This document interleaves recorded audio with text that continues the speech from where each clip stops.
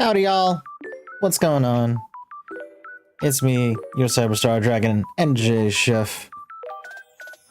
It's rare. Oh, excuse me. Wow, that yawn came out of nowhere. It is a it's a rare Saturday stream for me because Cast Your Mind's back a little while ago, actually. A long time ago. Unsure if it was in a galaxy far, far away, but I just couldn't help myself. I had to do at least one. I had to do at least one Star Wars joke. Anyway, hi. Hi everyone, what's going on? Oh lord, you're tired too? Yeah. My chat widget's broken again. God damn it. Every single time I think I fixed it, it's not fixed. Every single time I think I fixed it, it's not fixed. Oh well, it's fine. It's alright. How are y'all doing, by the way? I hope y'all are doing good. Hope y'all are doing well. Today has been a very, Today has been a very interesting day. This whole weekend has been a very interesting weekend. I'm just gonna leave it at that. This entire weekend has just been a very interesting weekend, and if you're a channel member, you'll already know exactly why it has been such an interesting weekend.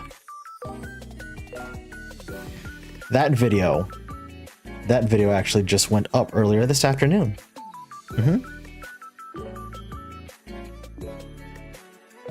Okay, I guess I'm just gonna have to deal with this later. That's kind of dumb, but whatever. Whatever, it's fine. It's all fine. Hello, David, how are you? Hello, Perso. Hello, Keith. Son, I saw you lurking around over there. Y'all were early today. Y'all were early today, my goodness. I'm actually kind of impressed.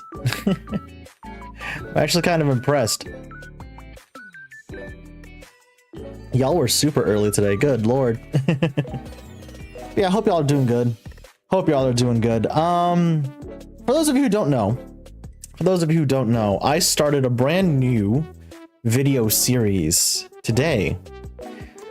For channel members only, specifically for Dragonborn rank or higher, since they have access to exclusive members only videos. What that is going to be a weekly, just sort of vlog style series where I just sit down and just talk about how the week was, how my life's been, has anything changed, and some future plans, upcoming stream plans for the week and maybe even for the month. So yeah. If you're interested in that kind of content at all, it's going to be dropping every Saturday afternoon. Yeah, for members only. So that was fun. I entirely meant to get it out earlier in the day, but I had a late start today. I had a late start to the day, and it just sort of compounded off of there, and I'm just like, you know what, I'm just gonna sleep in. I'm just gonna sleep in, and sleep in I did. It was great. Kind of great. I say kind of great mostly because, for better or for worse, I ended up sleeping until like noon. Yeah, I slept in pretty late today. I don't know, there's just some days where I feel like a lump. And I want to stay in bed all day. So I did. Oh, do I not have that turned on? I do. I do now. Hey! I need a drink, right? I need a drink, right? Alright, legitimately though, I could use some boba right now. Like, legitimately, I could use some boba right now. Holy moly. Absolutely could. I also decided to break out the wings today, because why not? I also entirely decided to break out the wings today. I don't know if you noticed this. I don't know if you all noticed this during the debut, because nobody commented on this. And I'm actually kind of surprised. Like, a lot of y'all missed this, but they move ever so slightly, like independently from me. They're not like my horns and my antenna that are fixed in place. These boys actually move. Hey, Ashi, how's it going? How are y'all? Ah. Did I not? Oh, I'm a genius, chat. I didn't get I entirely meant to set aside a drink before stream started. And guess who forgot to set aside a drink? I'm a genius. I am a genius. I think I was too memorized by the neon fly gauntlets to notice that they moved. That's fair, Perso. That's entirely fair. I've also been tweaking my audio setup again. Now that OBS has actually decided to work with my Wavelink software, can actually get around to lowering my mic volume a little bit, so I'm not overwhelming y'all. Yeah, the big sleepy. Yeah, it's God, what is the time difference between here and France again? You're like, what, 6 hours ahead of me? 7 hours ahead of me? I am not entirely sure. But yeah, it's late where you are, bud. It's late where you are, bud. I appreciate you stopping by nonetheless. Caught in the crossfire between a hydrogen bomb versus crying baby. Oh no. Oh no. That is not good. That is not good at all, my friend. Holy cow. Oh, good God in heaven. So yeah, if y'all feel like, if y'all want to ask me anything, go right ahead. Just keep it within reason, right? Just keep it within reason. I'm not gonna get too personal and obviously keep it within TOS, but if you feel like you want to ask me anything, go right ahead. Go right ahead.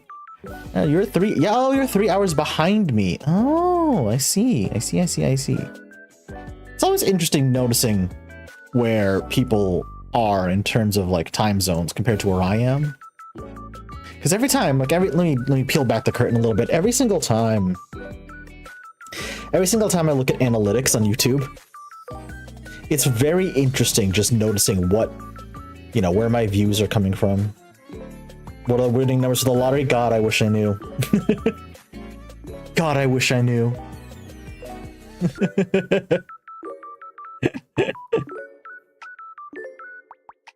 You know, I actually bought a lotto ticket. Okay? I actually bought a lotto ticket before the last drawing. Nothing. I matched like one number. Nada. Didn't get a damn thing. I keep trying though. I keep trying. It's gambler's fallacy. It's gambler's fallacy is what that is. You know that? You know that, right? That's how they get you. Classic phrase, it's how they get you, but it's literally how they get you. It's literally how they get you. It's like, maybe this time I'll get it. Nope. Maybe this time I'll get it. Nope. Not happening. Do I keep trying? Yeah, on occasion I will. Absolutely, on occasion I will. Good God almighty. Holy Cure 0.6 stream when? As soon as it comes out on Steam.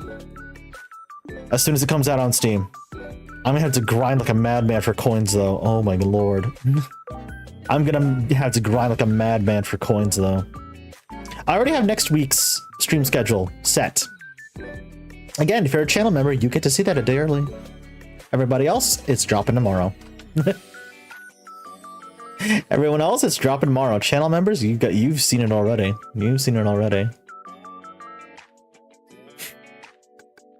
Now, I never mean to whenever I say stuff like that, chat, can I just say, I don't mean to make channel memberships sound better than just being a regular sub to me on YouTube. It's just, you get certain extra perks, that's all, you know? Like, you're giving me your hard-earned money, I should give you something special. That's about it, really. I will say, though, you are helping me to keep the lights on. Like, legitimately? Legitimately? I'm just, you know what? I'm not even gonna be coy about it anymore. Chat. Legit, you're helping me pay my rent, okay? You're helping my ass pay my rent, okay? I don't even know why I'm being coy about it. I should just be upfront with y'all. Like, legit, you're helping me pay my rent. And they just raised my rent too, fuck me. Oh boy. Oh man. I was not happy when that last rent invoice came in, let me tell you, chat. Ugh. Oh god, that was a tangent and a half. What was I even saying? Oh, right. Right. My audience. Because I'm always just kind of thrilled whenever I see like the different locations where people show up to my stream from. It's actually really cool. Like, legitimately, it's really neat. It's really neat to see. I know in general, I really shouldn't hyper-focus on numbers, right? That's for my own mental health. I probably shouldn't hyper-focus on numbers. I get that. I'm trying not to. But just in terms of, like, where in the world my views come from, it's really interesting to see. Top of the list, United States of America, obviously. Chad, I want you to guess the second country on the list, though. Like, for you know, transparency's sake, like, the US definitely holds the majority of my views, right? Like, that's the origin country from where most of my audience comes from, right? I was not expecting this country for the second place, though. You ready? The United Kingdom. That's weird to me. And then Canada, and then Sweden, and then Australia. That's a hell of a spread, right? That's a hell of a spread. That's either a lot of people watching me from countries I didn't know I would reach, or that's just a lot of people using a VPN. It's probably the second one, but let me dream, okay? It's probably the second one, but I don't know, let me dream. Anyway. God, I am rambling today. Good God almighty. I'm rambling, and I haven't even had anything to drink. Because let me tell you, chat, if you've ever met me in person, right? If you've ever gotten the chance to hang out with me in person, specifically in like a social a social setting that also involves any sort of alcohol. Sign number one, chef is getting drunk. He starts talking and won't shut up about anything. Whatever he's talking about, he ain't gonna shut up. Like, for prime example, right? Prime example. MagFest, every single year. It's the one convention I will always go to. I used to hit up New York Comic Con as well, but New York Comic Con, unfortunately, both got way more expensive and way too crowded. I'll settle for just MagFest, right? So, since MagFest is held yearly at the Gaylord, that's a hotel and resort, right? They've got a hotel bar, like literally in where the con center is, right? Drink responsibly, chat. Drink responsibly. Don't be like me. Let me rephrase that. I'm not an alcoholic, but that's gonna get clipped out of context. I'm not an alcoholic, but I just happen to order one of the most alcoholic drinks a bar can legally serve you. Right? Right? Because I'm the crazy person who will walk up to a bar, be it at karaoke or at a party, what have you. I'm the person who goes up to the bartender and says, "Hey, let me get a Long Island iced tea." And it's about that time when the bartender gives me a look and just that gives me a look that just says, "Motherfucker, really?"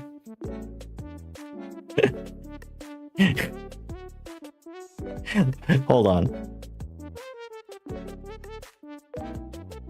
I don't know why the Long Island suddenly became my drink of choice when it comes to like hanging out with friends. But it has, and for better or for worse, it means that A, apparently I'm a very expensive person to take out to a party or a bar or what have you. And B, I'm gonna get annihilated very quickly. I'm gonna get annihilated so fast. So for For anyone who doesn't know what goes into a Long Island iced tea, spoilers, there's no iced tea in it. There's no iced tea in it, but the end result when you mix all the stuff together kind of looks like iced tea. Definitely don't chug it though. Your liver will hate you in the morning. Chef, are you speaking from experience? Next question. Next question. All right. I swear to you, I'm not an alcoholic. I swear to you, I'm not an alcoholic. For anyone who doesn't know what actually goes into a Long Island iced tea, here you go. You get half an ounce of the following liquors: vodka, rum, gin, tequila, and triple sec. Then you mix in about an ounce of sweet and sour mix, which is lemon juice mixed with simple syrup. And then you mix all that together, and then you top it with some Coke, and then, oh, that's a Long Island iced tea. That's a Long Island iced tea. That's the drink I'll always order. That's the drink that gets me annihilated the fastest. All at once? Yep, absolutely, Perso, all at once. Mix everything together, shake, top with Coke. Oh, man. Give me like 3 of those, and I'm a happy boy.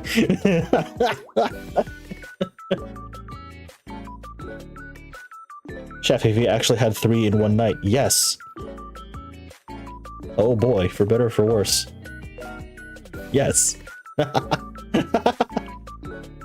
See, this is why Long Islanders are so expensive. This is why Long Islanders are so expensive. Also, hi T, how are ya?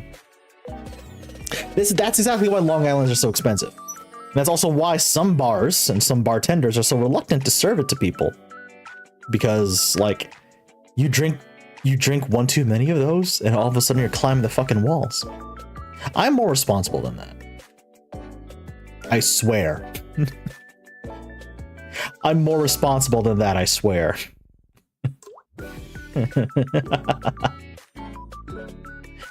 There's a lot that goes into a Long Island, but it's one of my favorite drinks to make. Although, one of the, there's one drink that I've made by myself here in the Lair that it just through experimenting, because I actually do have a Boston shaker. I have a Boston shaker,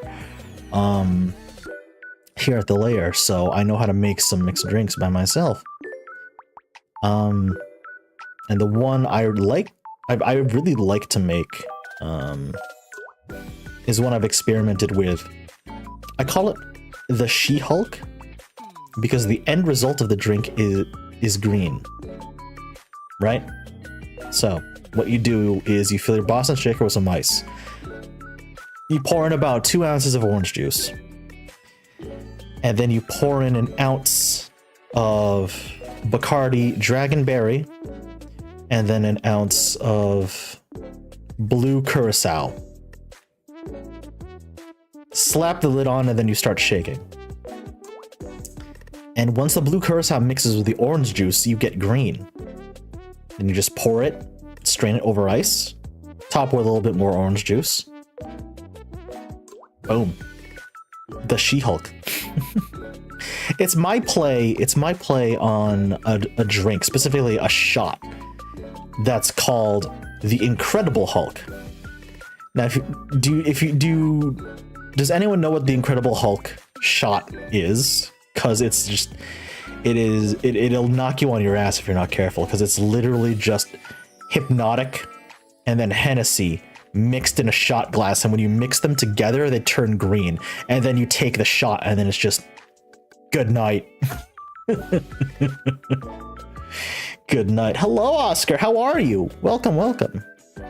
I legit don't have a clue what I'd like being drunk, so I'd absolutely ensure I have a sober spotter when trying some new alcohol in public. That's entirely fair, Perso. That's entirely fair. 9 times out of 10, whenever I go drinking with my friends. So, like, I know I'm in the company of good people. I'm in the company of people I can trust. So it's just like, yeah, I'll be fine. I'll be fine. There was a non-liquor drink, this one gay bar called a Starburst, Use some of those little cans of fruit juice you get at the Mexican food stores and tasted just like a Starburst candy. Son, that sounds amazing. What? What? That sounds incredible. What? I need to try that.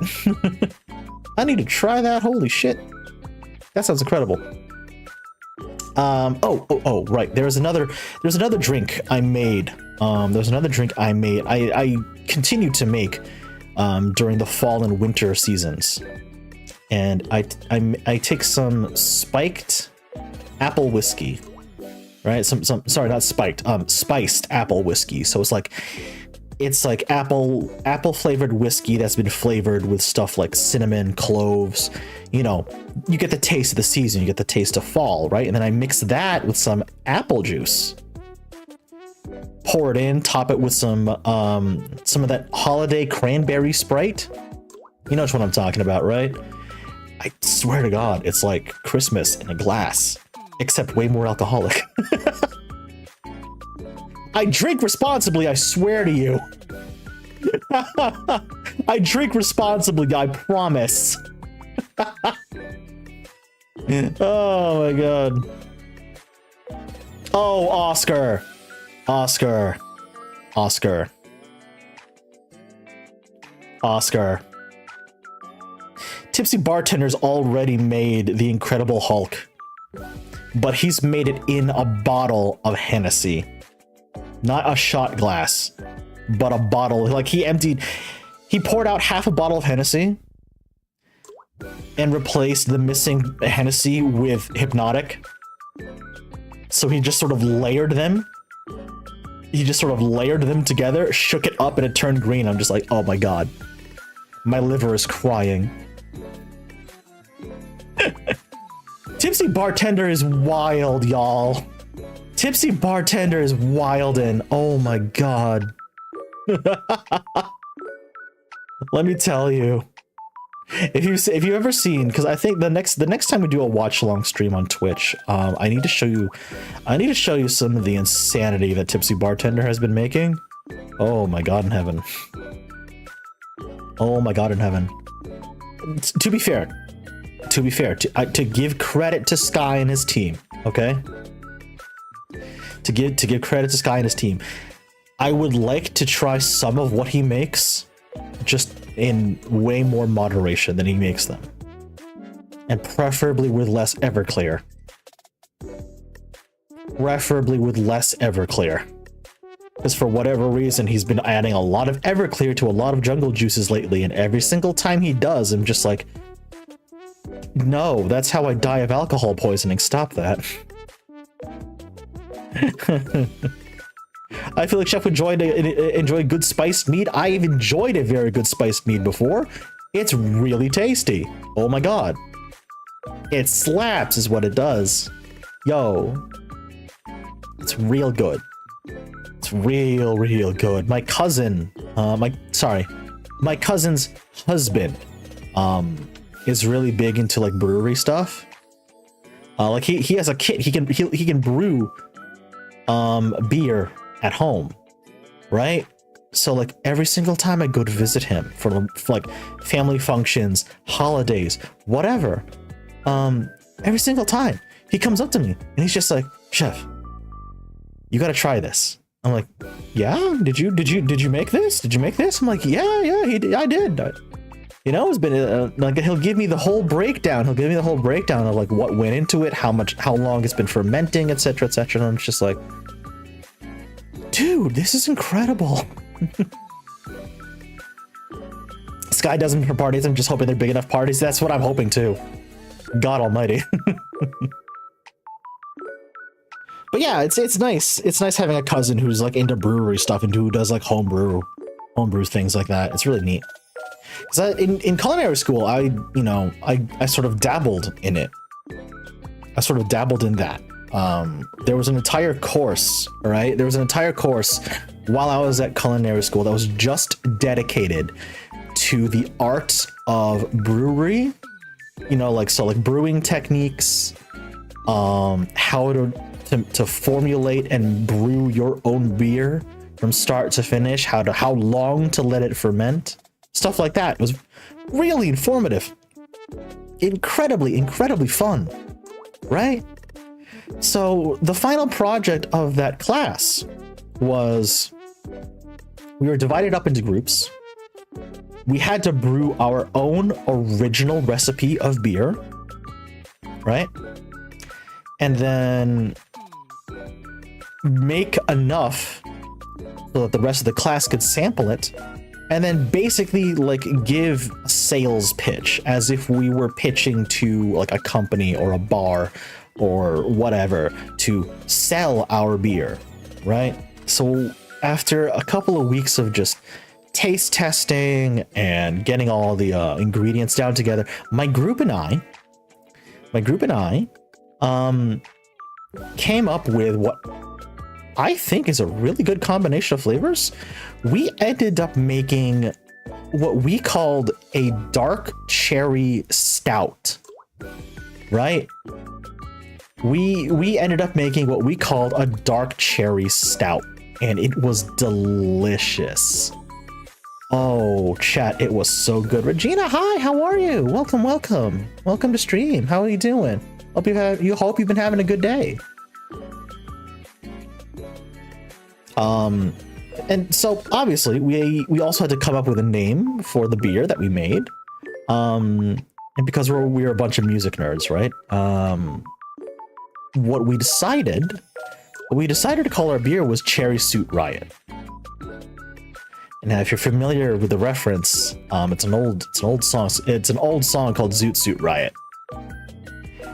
And so what we did, because we had to design our own label as well, right? We had to design our own label for this beer. So what we did is we mocked up this dude in a cherry red zoot suit, but instead of just the person's face, we put a cherry with like a mean old, looking face on it. And I put the top hat on top, and it's just like, yes, this rules. This rules, yes. I need to find that recipe again, and I need to find some equipment. I kind of want to make it again. I'm not going to lie to you. I kind of want to make it again. Some good beer. Some really good beer. Do you like omurice? Oh, Regina, I love omurice. I love omurice. Omurice is delicious. God, that just reminds me. Why haven't I made a Chef Bites episode on omurice yet? I'm writing this down. I have to make a Chef Bites episode on omurice. God damn it. I need to make a Chef Bites episode on omurice. Regina, thank you.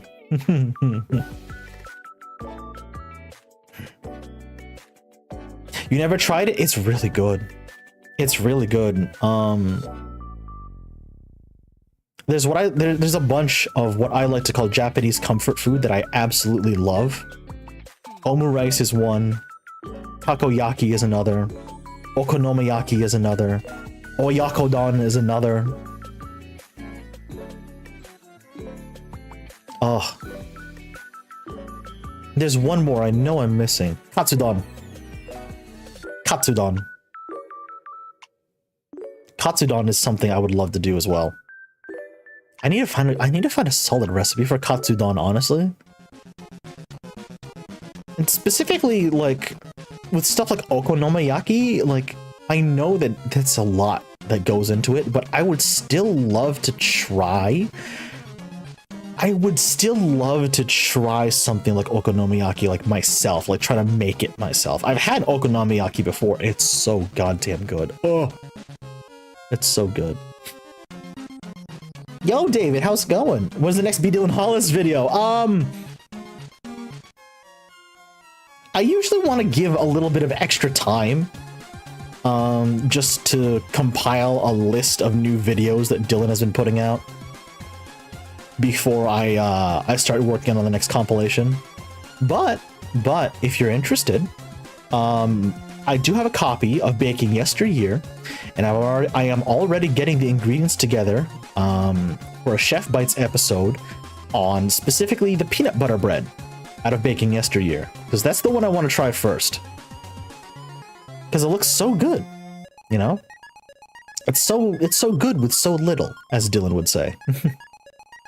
It's really good. So that's what I'm working on next. Honestly, that is what I'm working on next in terms of the YouTube side of things. Wagyu katsu sando. Oh, Regina, now you're just making me hungry. Now you're just making me hungry. Okay. This is gonna be a bit of a flex, and I apologize, but I have had authentic, like 100% authentic Wagyu. I have had authentic, like 100% authentic Wagyu beef exactly once in my entire life. And it's so good. It's so, oh. It's so delicious. It's like an explosion of flavor on your tongue, and it just melts away. It's so good. It's just perfect. And here's the thing, right? Probably the most expensive piece of meat I'll ever eat in my entire life, and I didn't pay a cent for it. I didn't pay a goddamn dime for it. And you want to know why? Because at the time, I was working for a food magazine, and they had invited me there to do, you know, to preview their new tasting menu and then do a write-up for it the day the menu actually launched. So I got to sample their entire tasting menu for free. For free. That was... how long? That was a 9-course tasting menu. That, to this day... hold on. That's a 9-course tasting menu in New York City that'll run you about $500 a person. I ate it for free. Okay? The perks of working for food magazines, let me tell you. the perks of working at a food magazine. My God. Cookbook acquired? Yeah. Oh, I'm excited. Let me tell you, I've gone through baking yesteryear like cover to cover. I'm really excited. I'm super excited to try so many different recipes. Like I have a whole bunch in mind. Like the peanut butter bread is just going to be the first of many. I'm so excited to actually get my hands on the rest of these recipes and just try them out. Not just, you know, not just for me, because I really want to try these, but like for the channel as well, because like this is all stuff I can make videos out of, and like I'm super pumped for that. It's great. Yeah, Perso, exactly. On this episode of Bread Goes to Space, we want the bread to rise, not generate thrust. There's so many good Dylanisms. Oh my God, I love it. Give this to a child, you're gonna yeet them into orbit. Where's Timmy? Timmy is gone. Post-terrestrial. Ugh.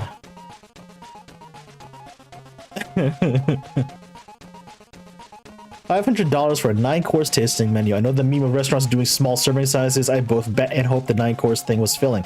Honestly, Oscar, it legitimately it was. Legitimately it was.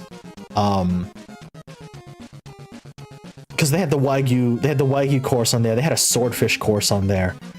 God, let me tell you, that was to die for. They did something with like what they called lightly poached caviar, which was just caviar in like a milk sauce. And then they fucking spooned it over a fresh oyster, and I'm just like, huh. Oh my God, right? Okay, if you're not into seafood, I understand, but like, oh, probably one of like the most legitimately one of the most delicious things I've ever eaten in my life. Get out. Ugh.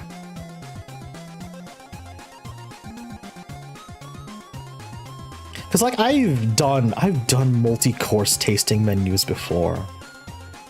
Like I've done multi-course tasting menus before, right? Because okay, I'm gonna rewind again. I'm gonna rewind to my time in culinary school, right?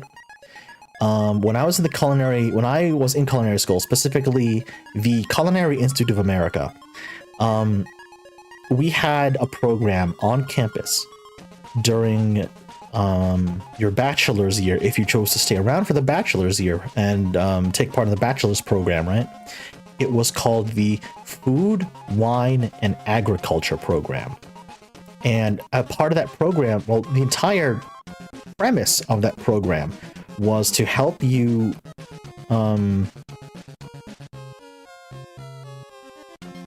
wow, I almost lost my train of thought. Sorry. Sorry. I almost lost my train of thought on that. The entire purpose of that program was to expose you to the food culture of different areas around the globe, right?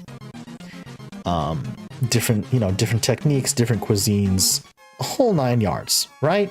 Right. So the end goal, or the end part of that program, was that you, your classmates, and the professor would go to one of the countries that you studied throughout the course, and you would spend anywhere between 3 weeks to a month fully engrossed in that country, sampling their food culture from all different aspects, right? And the countries we could choose from were Spain, Italy, China, and France. I went with the Italy trip. I went with the Italy trip because I absolutely love Italian food. I love Italian cuisine, right? Oh my god. We spent 3.5 weeks. We spent 3.5 weeks touring Italy, chat, let me tell you. Oh my god. I was in heaven. I was in heaven. We went to so many different wineries, so many different restaurants that were doing cooking techniques, utilizing food utilizing ingredients I didn't even know existed at that point, right? There was a restaurant we visited, early on in the trip. Like, it was one of the first week or so we were in Italy, specifically in the Campania region. And if you know where Campania is in Italy, Campania is like central Italy, right? Campania is like what they like to call the breadbasket of Italy, because that's where all of their major cuisines come from, right? There was a restaurant in Campania where it was out in the countryside, and as we're driving out there, my friends and I are just like, how is a restaurant this popular, this far out in the country, this far away from Rome or any other big city in Campania, in this region, right? And then I realized why. Because they grow every single vegetable they utilize on the menu, they grow. Every single piece of meat that they utilize in the menu, they raise on that farm. So everything is about as fresh as you can get it. If something has eggs, if a recipe calls for eggs, they have a chicken coop full of chickens ready to go with the freshest eggs you could ever want. If you needed some fresh vegetables, literally, you could see, when we pulled up to this restaurant, we saw the chef out in the field grabbing vegetables for the dinner, for the tasting menu he was gonna serve us that evening. It just blew my mind how dedicated they are to freshness and locality of ingredients. And it was just like, oh, that was beautiful. It was beautiful, chat. Honestly, it was. So now, the very next day, guess what? We hop on the bus, and we're driving out back into the Italian countryside.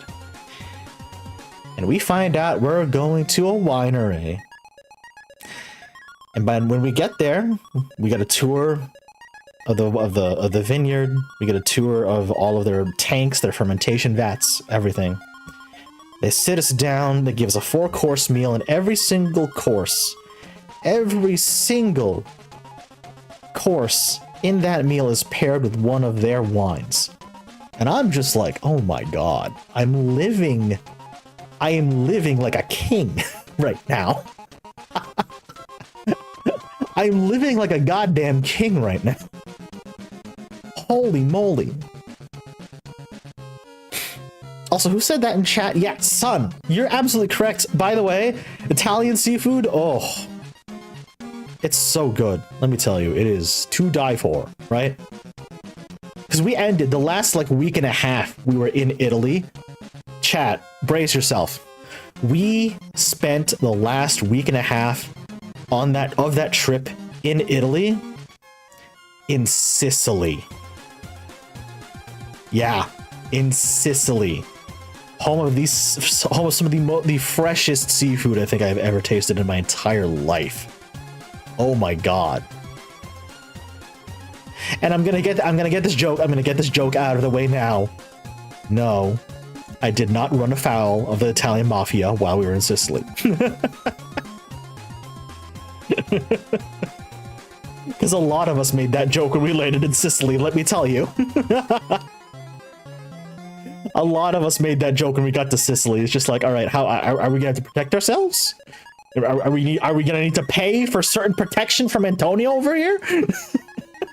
No.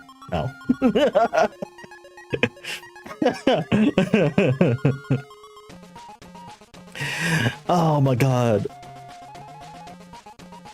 That was a fun trip, honestly. That was a beautiful trip. I kind of want to go back because there were some really fantastic areas that I visited there. The island of, was it? I need to double check this. Was it Santorini? No, it wasn't Santorini. What? Oh my god, what was it then? Oh, hey, Runch, how's it going? Did you meet Giorno there? Listen, if I did, I don't know how I survived, okay? If I did, I don't know how I survived, alright? Let's be real here. Capri. That's the island I went to. It wasn't Santorini, sorry. Capri. Oh my god, chat. If you've ever been to Capri, oh, beautiful. Beautiful. Oh my god. The views were stunning. Absolutely stunning. Oh my god. The clearest, crystal clear blue water. Oh, so nice. My only regret is that we were only in Capri for a day. I wish we could have stayed there longer. Oh my lord. I was gonna make Pope jokes. Okay, fair. Okay, fair.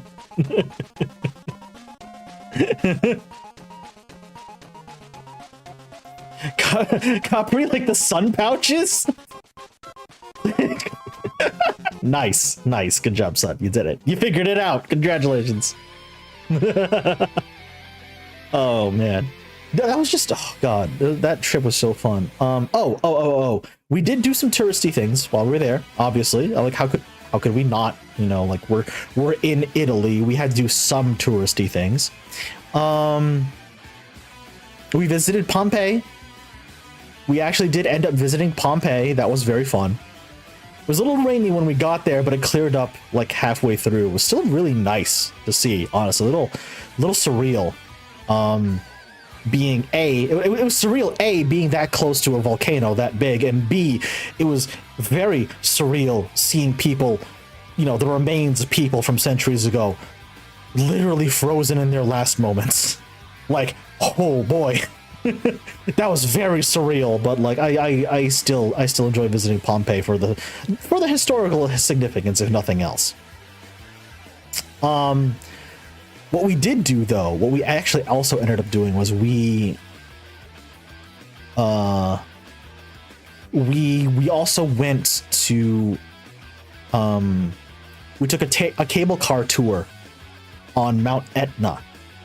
Like, we actually went up the side of Mount Etna. We didn't go up to the summit because the cable car didn't go that high, but we went up Mount Etna, which was, oh my god, it was really cool.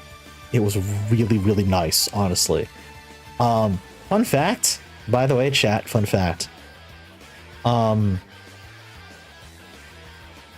we got there kind of, our flight was kind of delayed. So we got in at night, we got into the hotel, we checked in, it was late evening. It was late evening by the time we got in. But our hotel was like the windows of the hell, the windows of the hotel. I can speak, I swear. The windows of the hotel gave us a view of Mount Etna even at night. And like there was a commotion, like everyone from our group was suddenly going to everyone who had a window overlooking the courtyard, which overlooked Mount Etna. And we're just like, what the hell's going on? Like, a bunch of my friends knocked on me and my friend's room door. And it was just like, what's going on? Like, open your curtains now. Like, open your curtains and look at the mountain. It was erupting. Like a new vent had opened up on Mount Etna literally the day we arrived. And as we're looking at this, it suddenly dawned on all of us. Oh, we're doing the cable car tour on Etna tomorrow.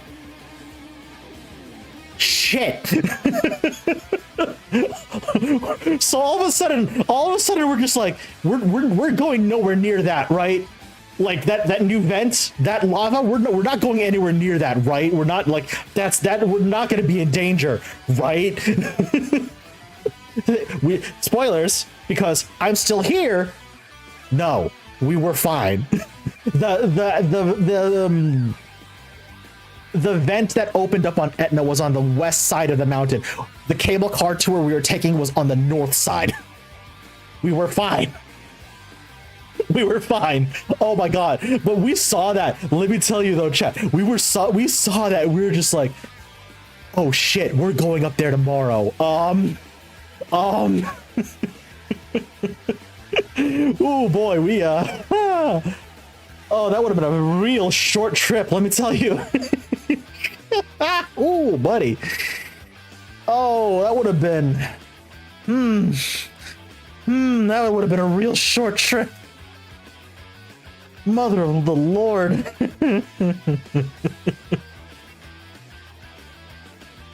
Oh man, can we call off and get a refund? That's what I was asking. That's what I was asking. I was just like, hey, can we don't need to go on that trip, right? We can call that for some time else. We can just avoid that, right? Oh my god.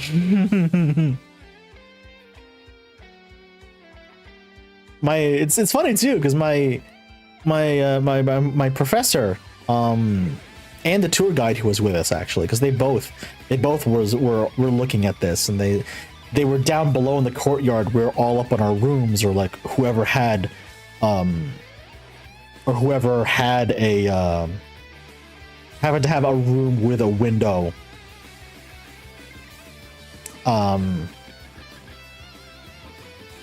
overlooking where Mount Etna was, right? So like they waved up at us, and then like they were laughing about it too, because like my professor, she's Italian, right, for this course, obviously, so she's the one heading up the Italy trip, right? And so like our tour guide is also native to the area, and they were just like, yeah, look, you know, they Mount Etna got so excited that you were all coming that it decided to put on a show for you. We're just like, it's a real dangerous show, Professor. Yeah, yeah, it's great. We'll watch it from here, thanks. We'll watch it from where it's safe. Yeah. Chef got to visit the real life Death Mountain. Yeah, no kidding. Yeah, right. That was a really fun trip, though. Honestly, like, that was a really fun trip. I enjoyed the hell out of that. It was really fun. Italy does have a few dangerous spots. It does. It does. We were warned. We were warned of that. Not blowing us, showing us stuff. Yeah, exactly, Runch. Yeah. As soon as we got into Rome, because that's where we landed. Because our flight left from JFK. It was JFK to, I think it was, where did we land in the Netherlands? It was JFK to Schiphol. Yeah, it was JFK to Schiphol in the Netherlands, and then from Schiphol to Rome. So on the way back, it was literally just the reverse of that. It was, well, actually, it was from Sicily to Rome, then Rome to Schiphol, then Schiphol to back to JFK. It was a fun time, honestly. It was a really, really fun time. I would show you pictures, except my IRL face is all over them. And I love you guys, but I do not feel like having to censor all of them, because that's well over 1,000 pictures I took on that trip.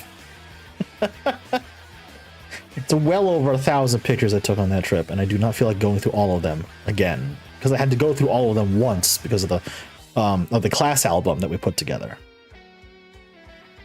But my face is plastered all over there, and I'm just like, maybe not. Maybe not. How was the plain food? Plain food was all right. All things considered, plain food was okay. Plain food was okay. Let me tell you though. Let me tell you. Collectively, as a class, I think we just got sick of Broccoli Rob about 2 weeks in.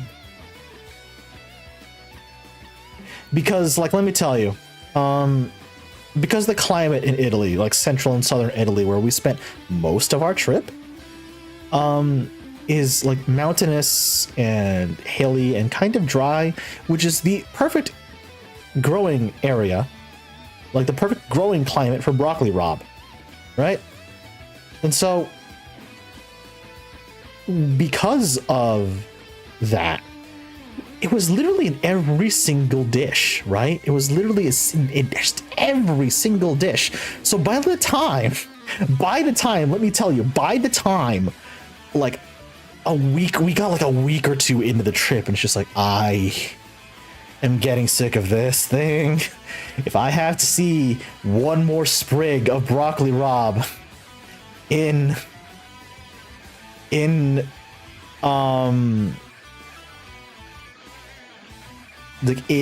fucking dish, I am going to lose my mind.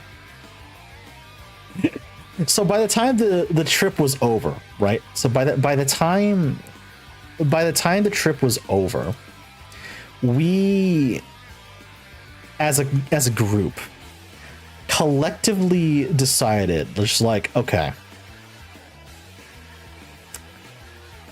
we need to like just, you know,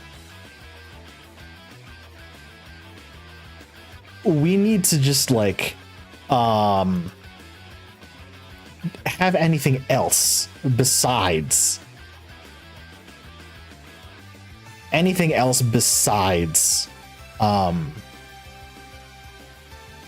Broccoli Rob, right? So,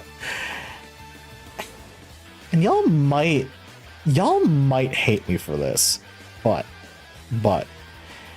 when we got to Rome, and at the end, and this was at the very, very end of the trip, right? This is at the very, very, very end of the trip, right? We decided, just like, okay, we need a palate cleanser. Like, we've been eating gourmet food, and like, this is, I will fully admit, this is the most first world problem in the world, right?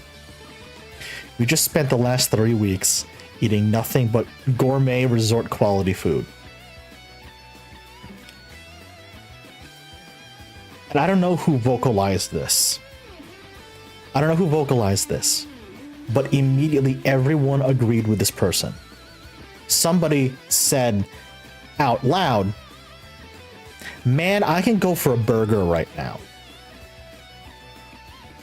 And what's the first thing we see as soon as we get to our the gate area? Because you know how in airports, on your way to the gate, you have all these different food stalls and like last minute shopping areas. What do we see on our way to the gate? A McDonald's.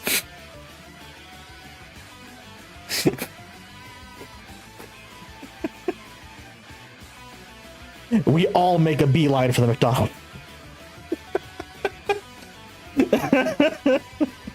We all of us make a fucking beeline for the McDonald's.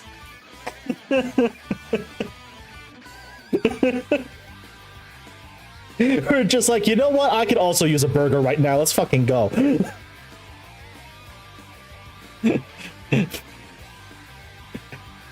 Let me tell you. Let me tell you, chat. Let me tell you, chat. Let me tell you this. You know what they say? You know what they say about, like, if you order a Whopper anywhere that's not in America, or not a Whopper, sorry, if you order a Big Mac, that's anywhere not in America, it's gonna taste a little different. Yeah, they're right. I can't explain it. The Big Mac in Rome tastes way different than one you would probably get here in the US. Legit. Dead serious. Because with international quality, the burger's probably way better than the US. Exactly. Yeah. 100%. Because we played nice, so like we weren't about to complain or anything like that, because real talk, some of the best food I've eaten in my entire life. It's just at that point, like, we're on our way home, right? We're on our way home. It's just like, let me get something that's not like incredibly fancy. Let me get something that's not like super duper fancy.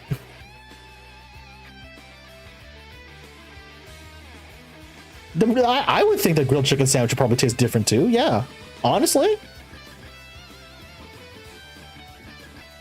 yeah. The flight was also pretty damn uneventful too. Honestly, it was just a really fun trip. Like that was probably one of my highlights. Of my entire culinary school experience was that trip. It was great. It was eye-opening. It was wonderful. It's really good. Honestly, it was really nice. It was really, really nice. Really, really nice.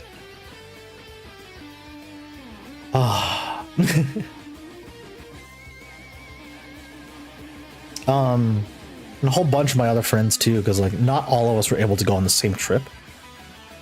And the Italy trip just happened to be the most popular one. So I'm kind of glad I got into the Italy trip when I did. But a whole bunch of my other friends were also saying that the Spain trip, because that one was really good too. That one was really fun. Part of me wanted to go on the France trip because I knew France would also have like just as much out of this world food as the Italy trip did.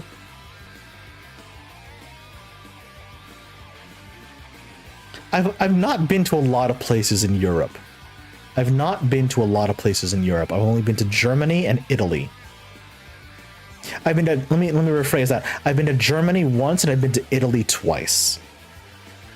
I would love to visit other countries in Italy. Like legitimately, I would love to go visit France at some point.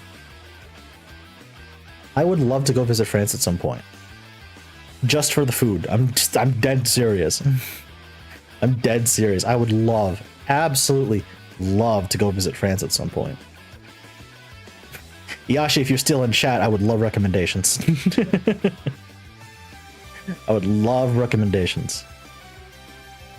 I wouldn't do an Australia trip. That's a long flight. Regina, yeah, no, that's a long flight. The longest flight I've ever done was to the Philippines to see my family. Because let me tell you, that is a long flight. That is a long flight.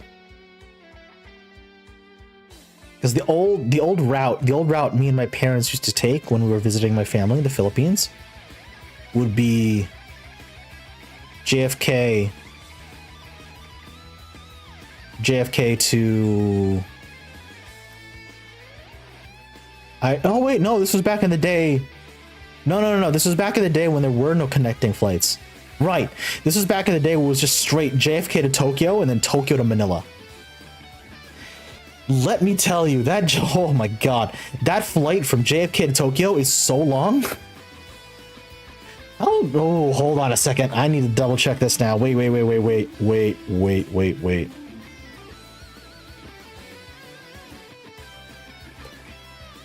No, not Seoul. Not Seoul, Oscar. Tokyo. JFK to Tokyo.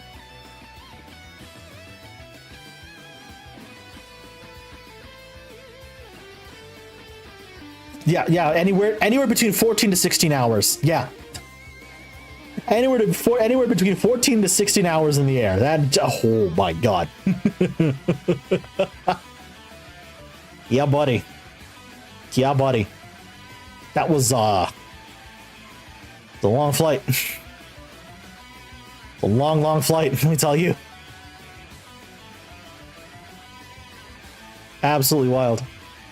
It was worth it though. I love seeing my family. I haven't been back to the Philippines in such a long time. Oh man. When was the last time I was in the Philippines to see my family? Was it 2004?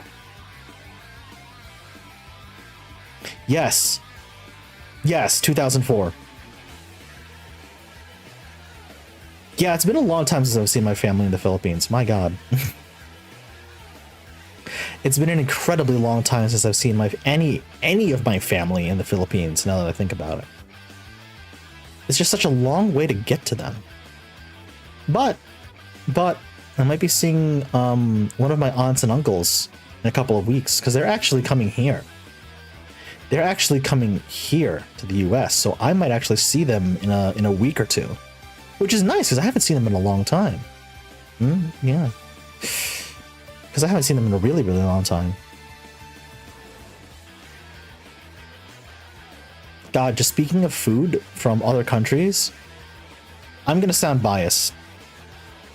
Right? Because I'm going to sound biased. Right? Because I'm me. That's my culture. That's my family. Filipino food really good, y'all. Filipino food is really good. It's really good. Oh my god. Chef, you're biased. Yes, I am. I don't care. This Filipino food's real damn good. Filipino food's real damn good. Let me tell you. Oscar, it's the first time I've ever been ever. The other time I've been out of the country was from Pearson to the Dominican Republic. Oh damn, nice. So you're pretty well traveled, Oscar. That's good to hear, man. That's good to hear. Yeah, let's see, because I know I wrote this down. How many countries have how many other countries have I been to? How many other countries have I been to? Let's see. I've been to Canada, obviously. I've been to Canada. I've been to Germany. I've been to Italy twice. I've been to the Philippines. I've been to the Philippines more times than I can remember. Is that it? Canada, Germany, Italy twice, the Philippines. Yeah, that's it. I haven't been out of the country much, but I've been out of the country. Can you speak French? Unfortunately, no, Regina. Unfortunately, I can't. I only know like one or two phrases in French. I know how to say yes and no. And oui, and that's about it. I know how to... Okay, because of my background, because of my culinary background, most of the French I know... most of the French I know are cooking terms. Because of my background, most of the French I know, most of the French words I know are cooking terms. That's it. I'm trying. I want to learn French. I do. I really do. I want to learn French. Like legitimately, I want to learn French because I want to visit the country at some point. Oh, okay. I've spent a grand total of 24 hours in Japan. The reason why I only spent 24 hours in Japan is because one year, when my family and I were going to visit our relatives in the Philippines, our flight had to be canceled because monsoon rains literally flooded the airport. And it wasn't going to be open until the following day. So the airline put us up in a hotel at the airport in Tokyo, just outside Narita Airport. So that was the longest time to date I've spent in Japan. I want to go back. I so desperately want to go back to Japan. Oh my god. I so desperately want to go back to Japan. Like, holy crap. Oh. Japanese food, Japanese culture. It's... I just want to just inject it directly into my veins, please. I only know like a handful of Japanese, too. I only know like a handful of Japanese. I know just enough. I know just enough to, like, you know, get me by on the street. That's about it. That's about it. Actually, if I go, I think get a friend of mine. I think he's still out in Tokyo somewhere. He can probably show me around a bit. Honestly, I just need to double check he's actually still there. Only place I've ever been to is Japan. Oh, gotcha, Runch. Yeah. Understood.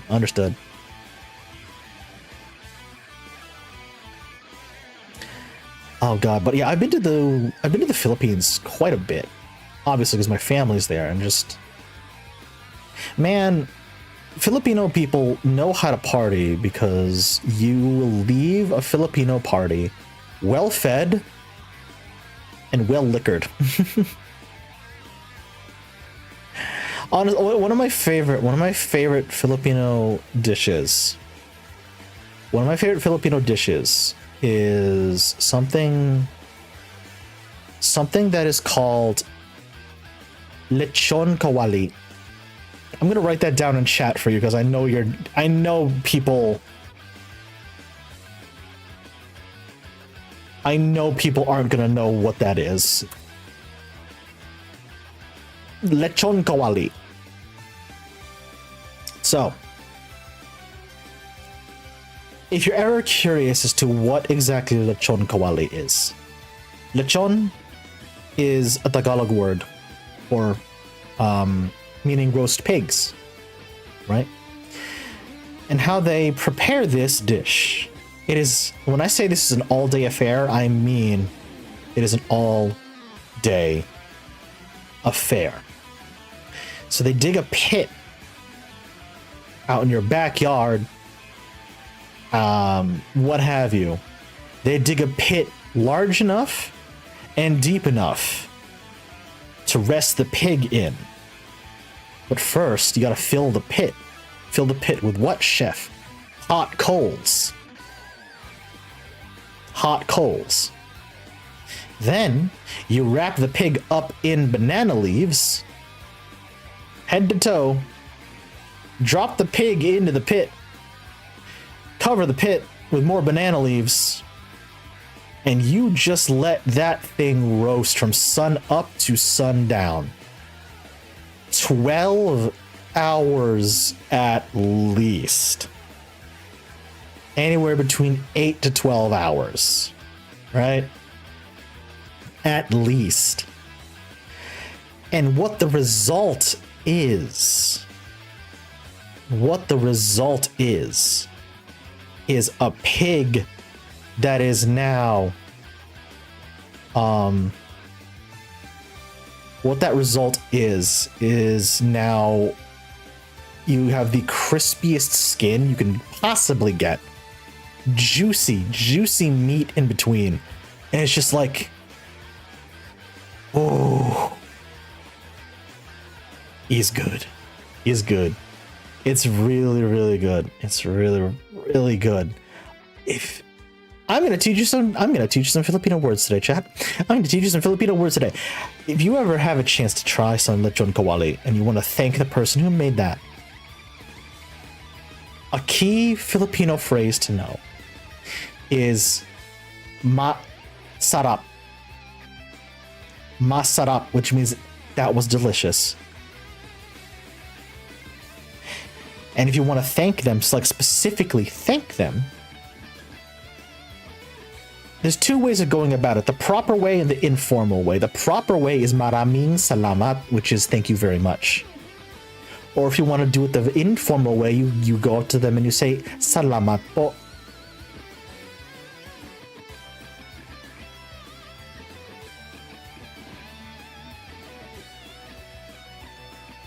So, ay masarap.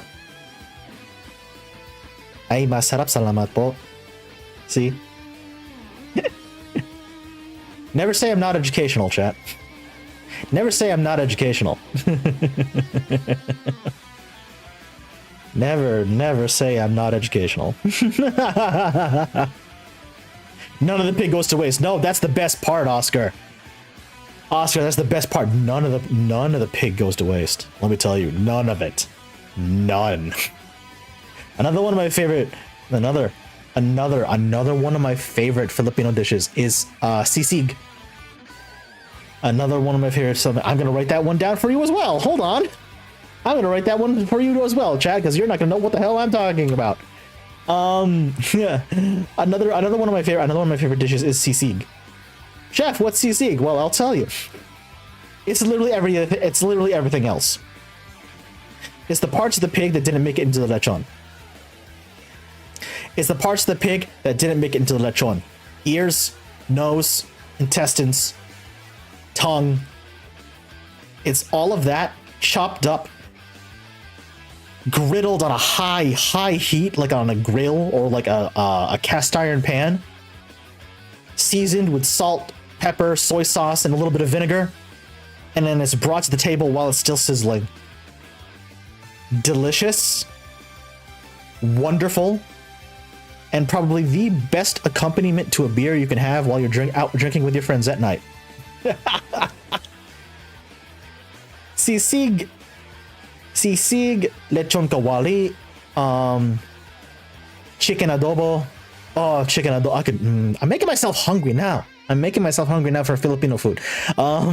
Chicken adobo, which is the national dish of the Philippines, by the way. Chicken adobo. You ask 10 different people. You ask 10 different Filipino people how you make chicken adobo. You will get 12 different answers. It's just that versatile. I asked my mother. I asked Mama Dragon for what I thought was the family recipe for chicken adobo, and then she responded to me, "Oh, sweetie, I don't use a recipe." And I'm just like, "Ma, then how do you make this dish?" "Oh, you know, just a little bit of whatever I have around the kitchen, that's all." And I'm just like, "Mother, at least give me an ingredients list. I need this recipe, please." And this is what I mean, when like you ask 10 different Filipino cooks how you make lechon, or not lechon kawali. I got lechon kawali on the brain now. If you ask 10 different Filipino people how you make chicken adobo, you'll get 11, 12, 13 different answers, because nobody can agree on what actually goes into the damn thing. They just use whatever they have.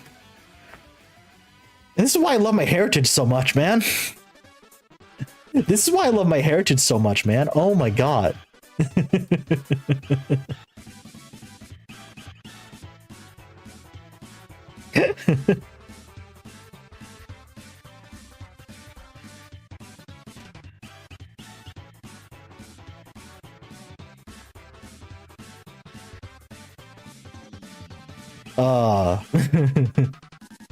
And then chat, I think I've mentioned this before. I know I've mentioned this on stream before, but there is an infamous Filipino delicacy that even I have not tried yet. Right? That even I have not tried yet, right? If you know, you know. It's balut. If you know, you know. If you're familiar with century eggs, the concept is the same, but with one very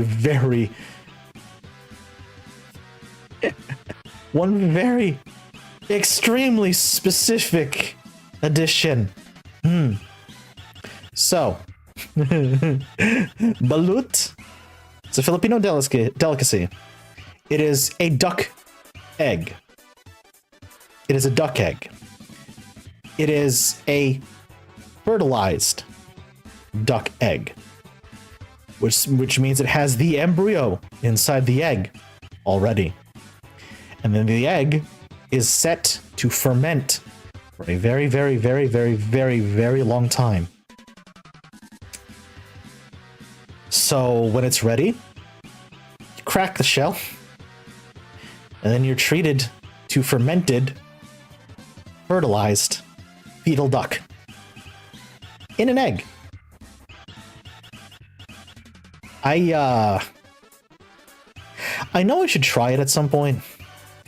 I know I should. I really know I should. All my cousins to this day will make fun of me with the fact that I still haven't tried balut yet. I know I should try it. It is a delicacy of my culture. I understand that. I cannot get over the fact that I'm eating a fermented fetal duck. Oh, buddy. That's still a big hurdle for me to get over.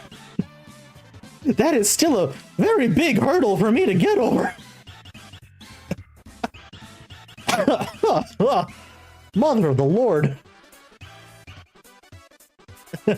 My grandma gets given it every other week. Yeah. I know. Same. Yeah, back in the day. Oh my Lord. Oh boy. There's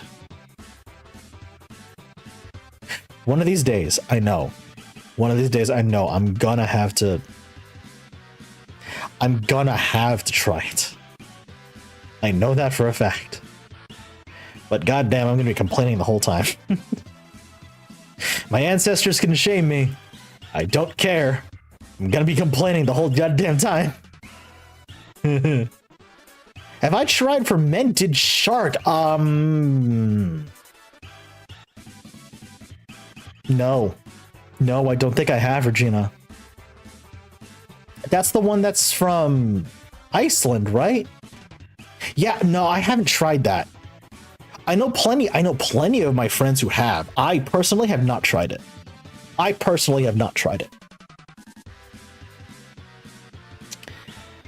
know a bunch of friends of mine who have tried it before.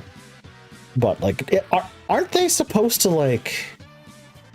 Because the shark is supposed... No, not supposedly. The shark is, like, super poisonous, right? Like, the flesh of that shark is, like, super duper poisonous. So they have to ferment it to make it edible, right? But then they have to soak it in, like, water or something to make sure it flushes out all the toxins. Greenland shark. Yeah, that's it. Greenland shark. Yeah. I've not tried it. I've seen it prepared, but like I've not tried it myself though. It is I will fully admit it's one of those things I think I would like to try at some point. I'm not gonna lie. I feel like it's one of those things I would like to try at some point because, like, I don't know. Ever since I was in culinary school, chat, let me tell you something. Ever since I was in culinary school and I also worked at some restaurants, because, like, I've been in and out of the food industry for the past half decade at this point. Almost 6 years now. So I've developed a very specific I developed a very specific mindset when it comes to trying new cuisines. Try everything at least once. Right?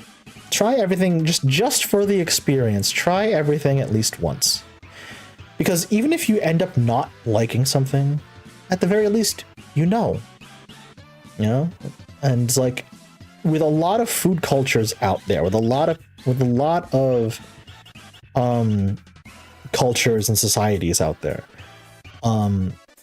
just going out of your way to try something is a huge mark of respect for one's own culture, right?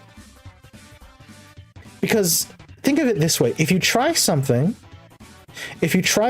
you were offered and you end up not liking it, they will respect you more than if you just decided to not try it in the first place. Because at the very least, then you're being honest with the person, right? Then you're being honest with the person who served you, who made the dish in the first place.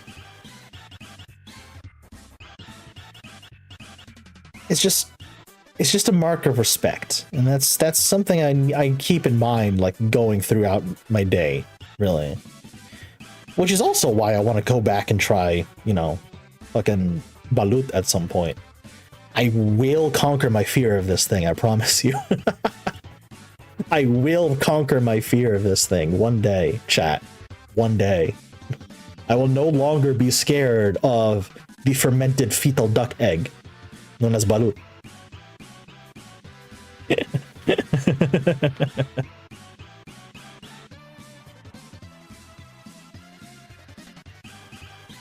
Oh, Oscar, what in the world is that? You're gonna have to explain to me what that is, because I've never heard of that before. I've never heard of that before. You're gonna have to explain to me what that is. I am curious now, though. I am curious now. I would like to know what that is, but I have. Ooh, well, that is a word I've never heard of before, honestly. How y'all doing, by the way, chat? Y'all hanging in? Y'all hanging in there?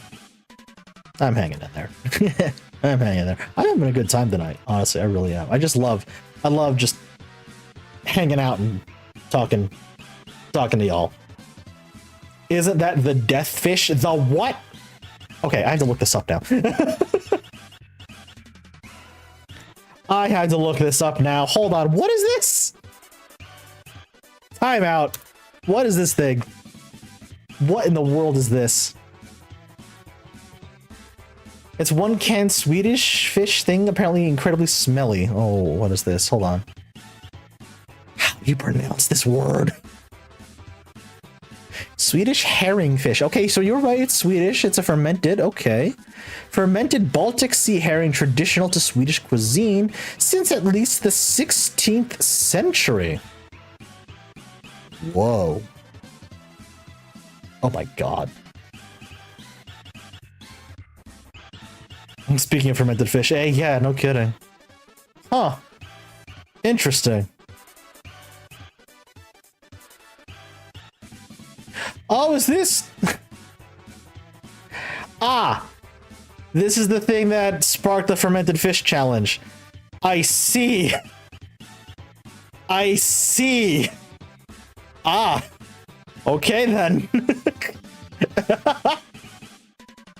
Oh, man. God, okay. All right. That reminds me of another, speaking of fermented fish. Hold on. Oscar, you reminded me of something horrendous.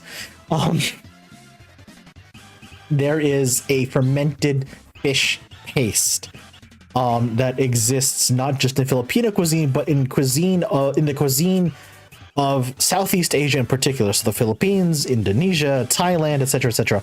It is a fermented fish paste. I need to remember the name of this.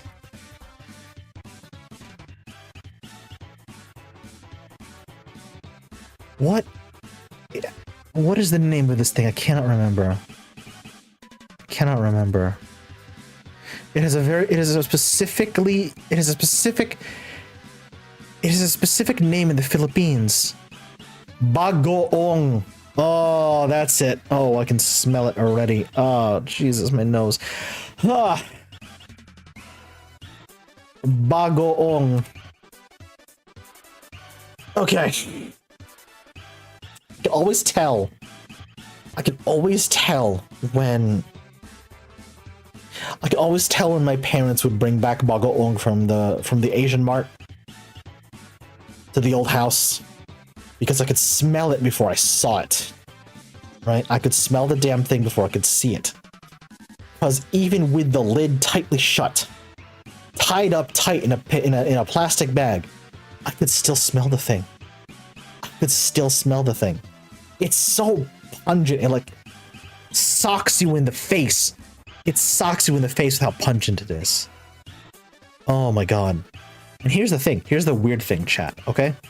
Here's the weird thing. My cousins, my uncle would swear by it. They would swear it actually tastes good because they would put it on stuff like mango slices.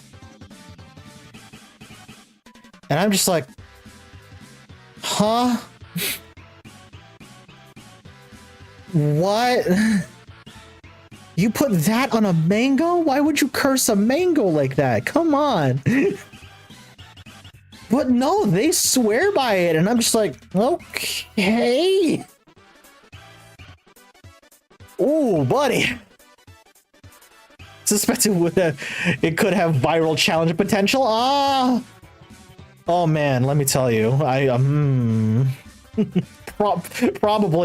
probably knowing how pungent this stuff is, probably. It's like it's kind of like durian in that respect. It's kind of like durian in that respect because I know a lot of people, myself included, cannot even get past the smell of durian, right?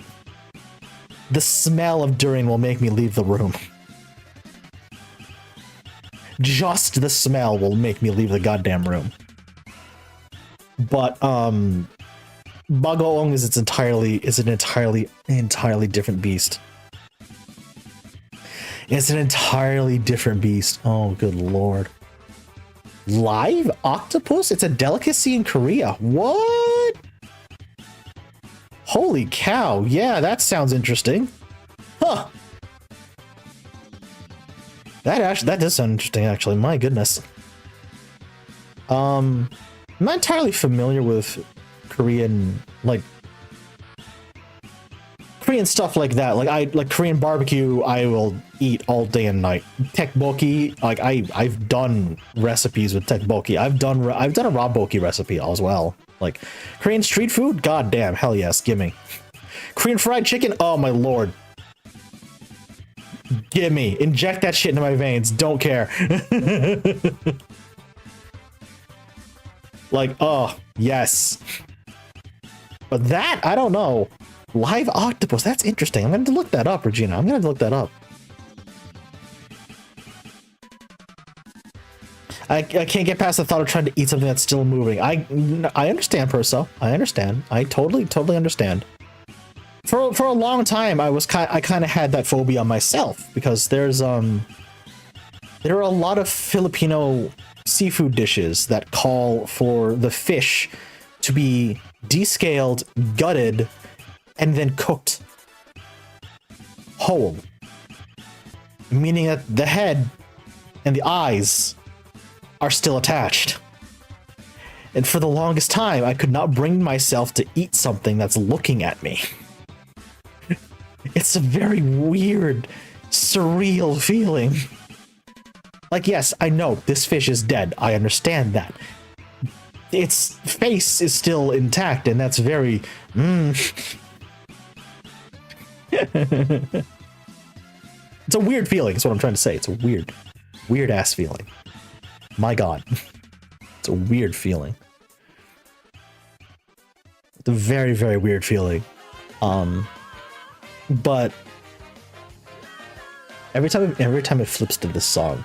I love it.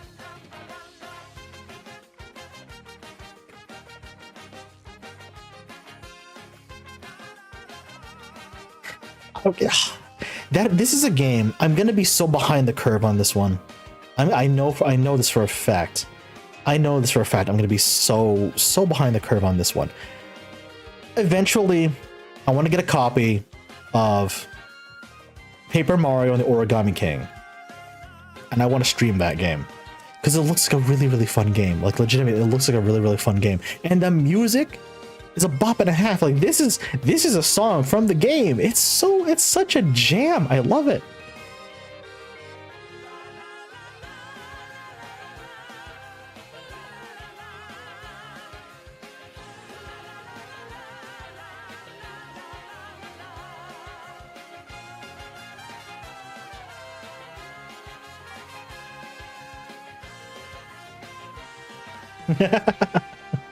Oh, it's so good. So good. So good.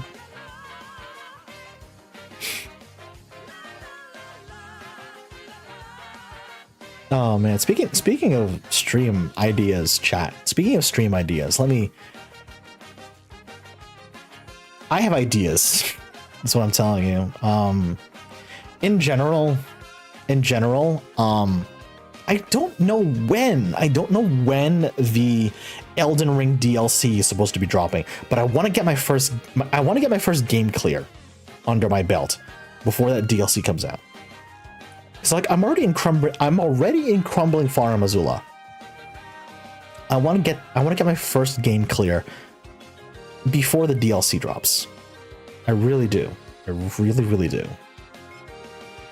Because I'm itching to get that done. And I'm really close. I'm really close to the end. Crumbling Farm Azula, Michaelis Halig Tree. Yeah, I don't have a lot left. I don't have a lot left in the game, so that's why I want to get some more streams of Elden Ring done. I want to get my first Elden Ring clear before the DLC drops. And then I can go back and work on a New Game Plus build, which I already have an idea. You're gonna think I'm crazy for this, chat. I know I'm a little nuts, but I already have an idea of what I want my New Game Plus build to be, and I haven't even gotten my first clear yet. But yeah, I'm excited. I'm excited to get that done. Oh, Perso, you just reminded me. I have to get back to Hollow Knight at some point. I still have to finish Hollow Knight also. I have so many games that are just waiting to finish. But like the Tears of the Kingdom brain rot and the Pikmin 4 brain rot are real. I can't put either of those games down, chat. They're both so fun. Oh my god, they're both so fun. They're both so good. So many games, so little time. Yeah, no kidding. No kidding. Yo, Thunderbird, what's going on, buddy? How are you? We've just been hanging out and talking for like the past, how long has this been? 98 minutes? Jesus. Wow. I started the stream at 7. It is 8:43 now. My god. Almost 2 hours. Yeah, almost 2 hours. You're right. Absolutely wild.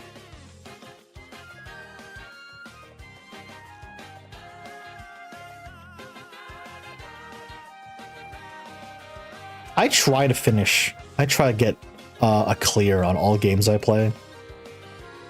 Specifically, there are certain games where I won't put the game down until I get 100% clear on. Metroid being one of them. Like I didn't stop with Dread until I got 100% on everything. And then I eventually went to the final boss and finished off the game. Dread, by the way, oh god. Y'all, play Metroid Dread when you get the chance. That game rules.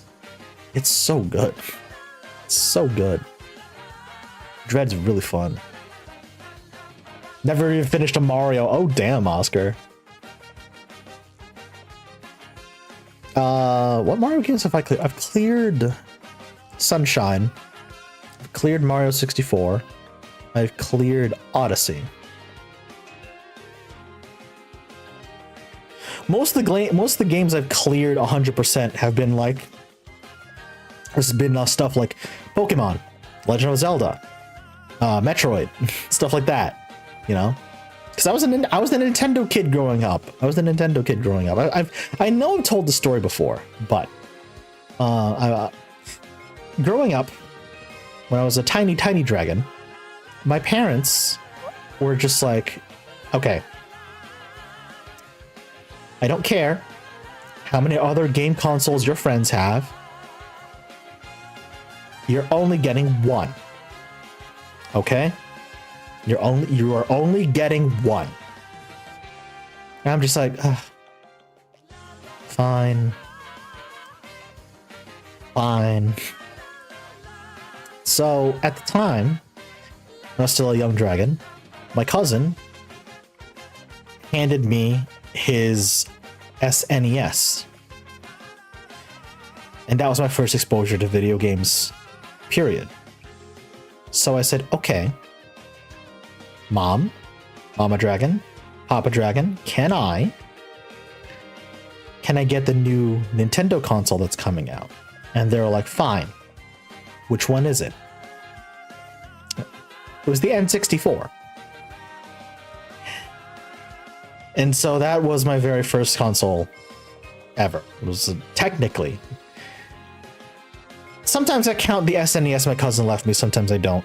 Because it technically was still his, but he let me play it more than he wanted to play it because he was discovering PC games at the time. He was by the time, let me put it this way. Let me put it this way, chat.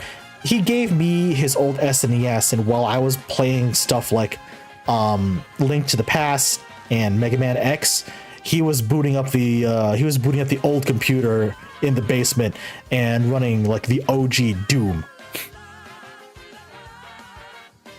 So like, you know what? Yeah, fair.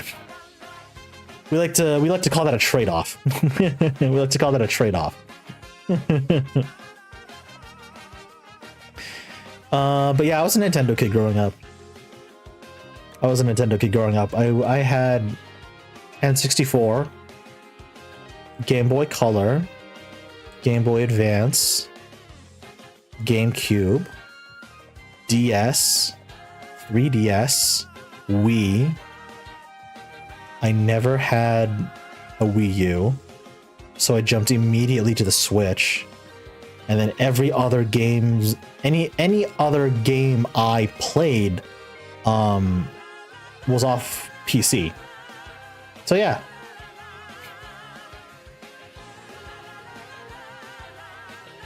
Imagine if your cousin just got SNES Doom, you got Doom 64. That would have been nightmarish. That would have been nightmarish. I was half expecting StarCraft. I didn't get my feet wet into StarCraft until like high school. I didn't get into StarCraft until I was in high school. Like legitimately.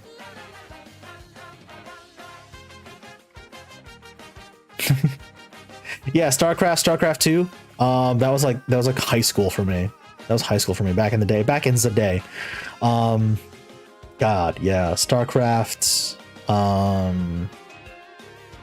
I was big into RTSs back in the day. Like in high school is when I really got sucked into real-time strategy games.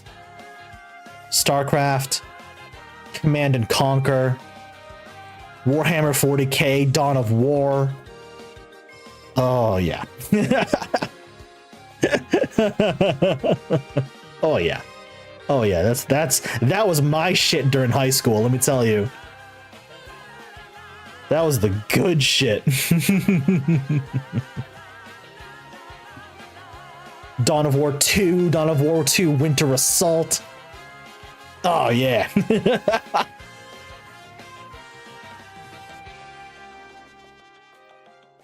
Oh man. Doom. Yeah, I played Doom. Although I ended up playing there was a first-person shooter back on the PC way back in the day. I don't know. Is my audience old enough to know? Let's see.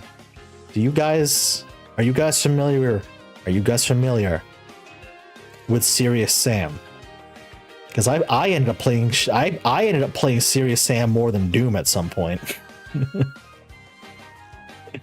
I ended up playing Serious Sam more than Doom at some point. Let me tell you that right now.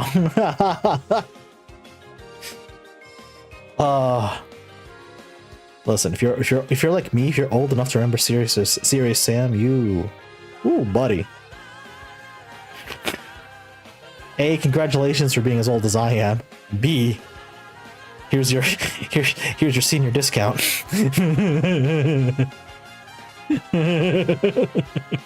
I see you, Thunder.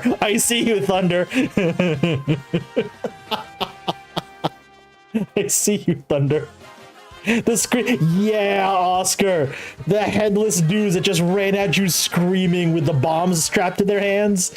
Yeah, those dudes. See, you know what I'm talking about. The dudes that just kept running at you, they're just going, ah! Oh my god. Oh my god, I love and miss when first-person shooters were just stupid funny, like silly. Because Serious Sam was just silly, and I loved it.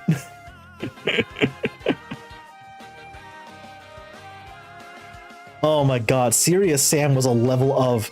Serious Sam had a level of comedy in it that I wish more first-person shooters would have today. Like, legitimately? Legitimately, yeah. Have I played Shadow of the Colossus? No, unfortunately not. I would like to at some point, like, legitimately, because it looks beautiful, but no, I have not played Shadow of the Colossus, personally.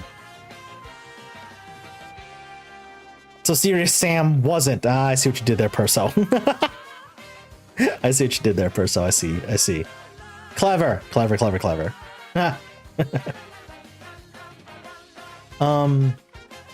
There was an old arcade back in my old hometown.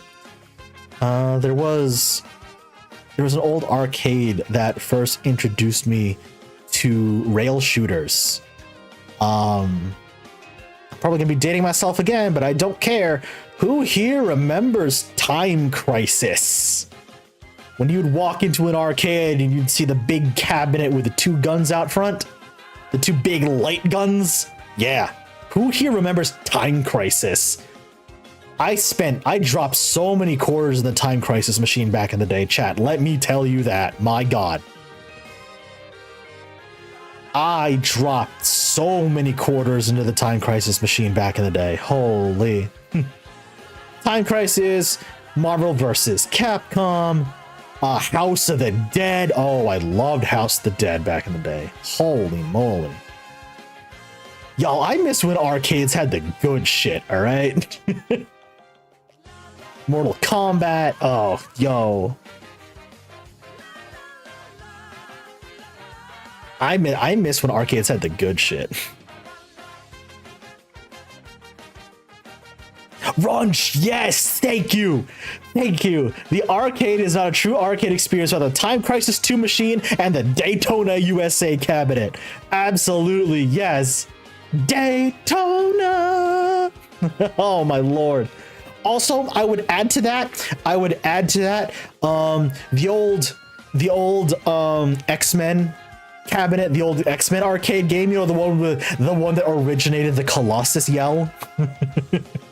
And on that note, on the same vein, the old Simpsons arcade game, like the co-op Simpsons arcade game. Who remembers that? I feel old just mentioning all of this, by the way, but oh my god. But I don't care. This is the shit I grew up with, all right? Like that old Simpsons arcade game. Who remembers that one? Huh? Holy mother. Who remembers that one? Dude. That was another game me and my friends dropped a lot of quarters on. It was the Simpsons arcade game. That was the good shit.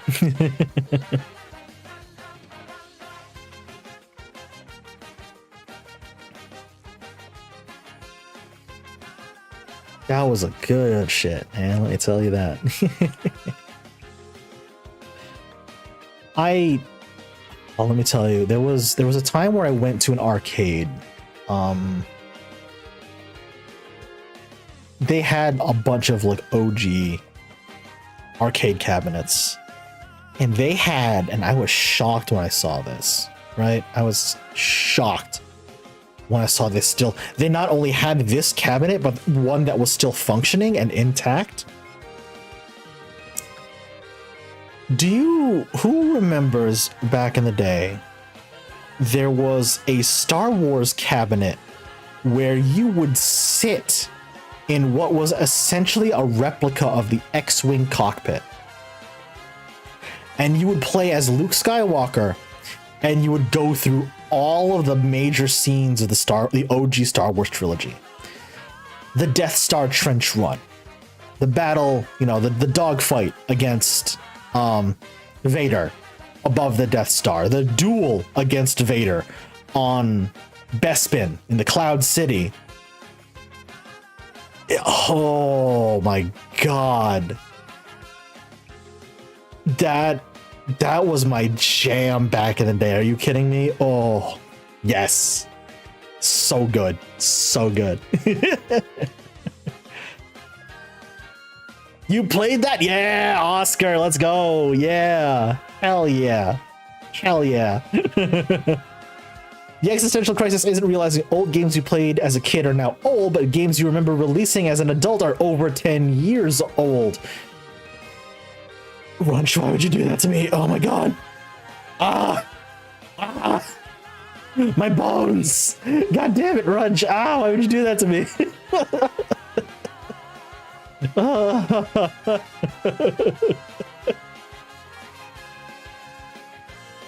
Oh no. Oh man, that was my jam. That was the kind of stuff I grew up with back in the day. Let me tell you that right now. Oh my goodness.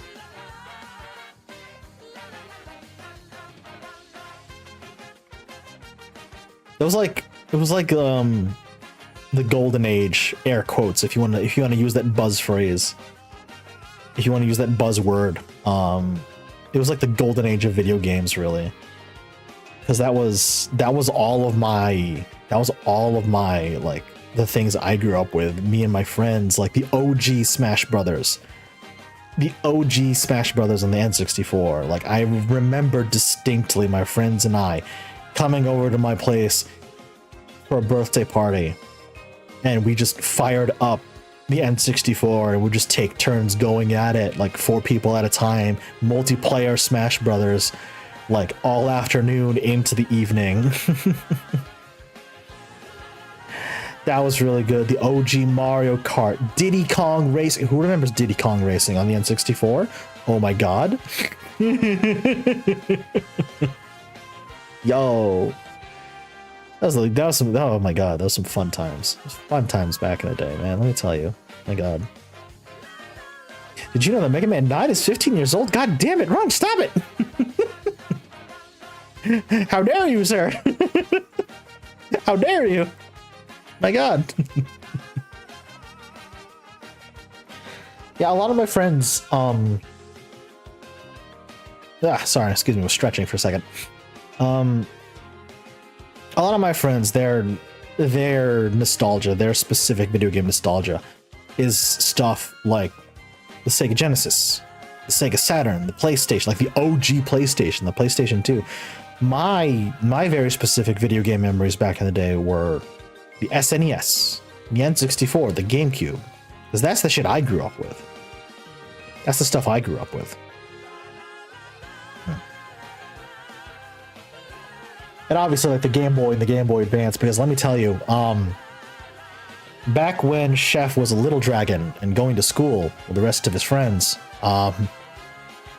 when Pokemon Fever started sweeping the nation for the very first time, a lot of time at recess was spent with our Game Boys in hand with the link cable. You remember when you had to trade Pokemon with a link cable? Yeah. All of us hanging out in the schoolyard, be like, all right, I have red, who has blue, who do you want that you don't have, that I have? And then it's just like, okay, how good is your team? Let's find out. Let's have a Pokemon battle. You know, stuff like that. Oh, man. I'm severely dating myself. I know, but I don't care at this point, I guess. I don't know.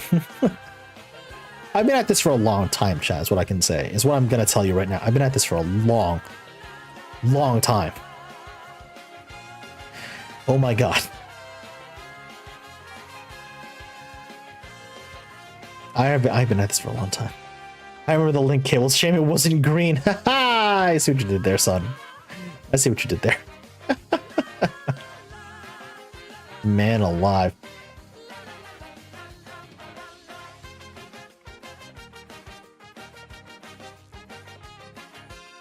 Still jamming to the song. I'm still jamming to the song, y'all. Holy cow. It's weird. It is a weird thing. Seeing people. It's a weird thing seeing people not recognize things that you grew up with. It's a very weird feeling. It's a very strange feeling, right? It's an incredibly, incredibly strange feeling. Like, there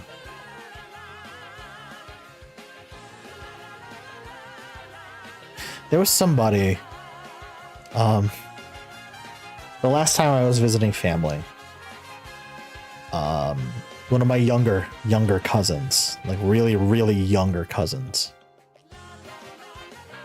they didn't know what a rotary phone was.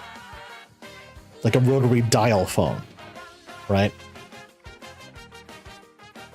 And I had to explain to them what that was. And then she proceeded to say a phrase that sent my soul into the fucking shadow realm. Chat, are you ready?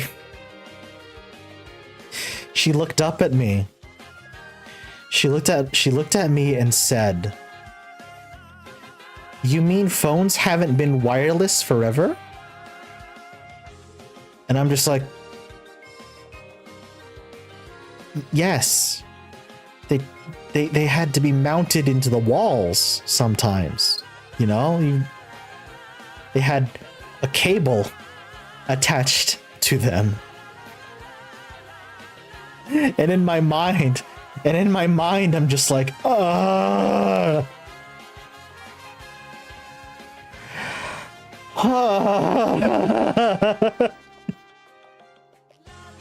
God.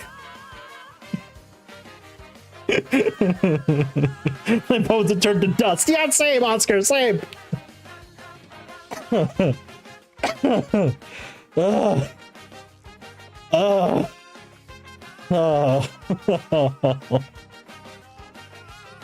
it's just like, oh, you sweet child.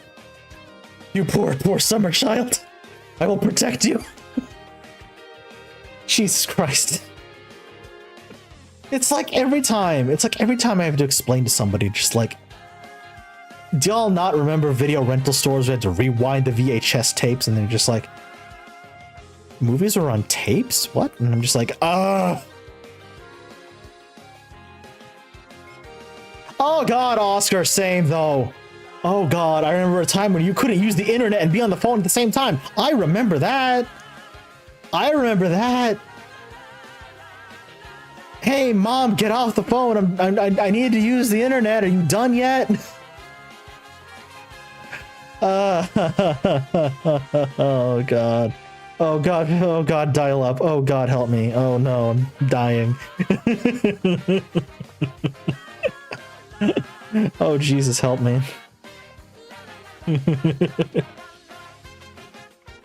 Good God. Good God. Like I had to, okay, this is gonna make me feel old. This is gonna make a lot of you feel old too, chat. Okay, are you ready? Are you ready for this? Are you ready? I had to explain to somebody.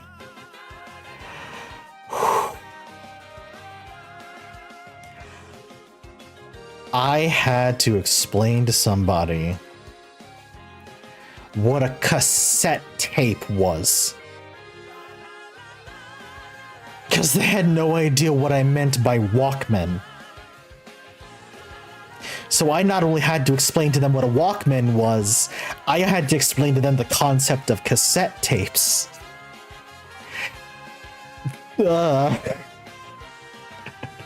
which just sort of disintegrated a part of my soul. Because at that point, it's at that point where I just went, oh my god, I'm old. Help me. Oh my god, I'm old. Help me.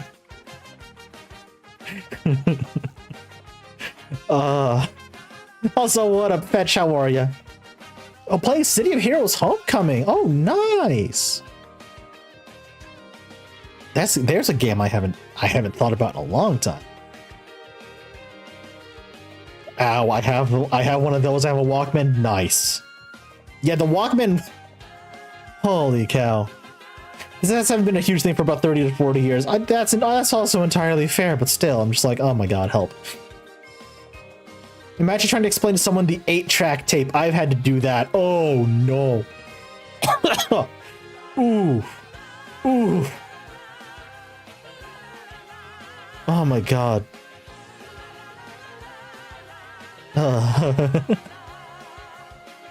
I've been around. I've been around the block, chat, let me tell you. I've been around the block.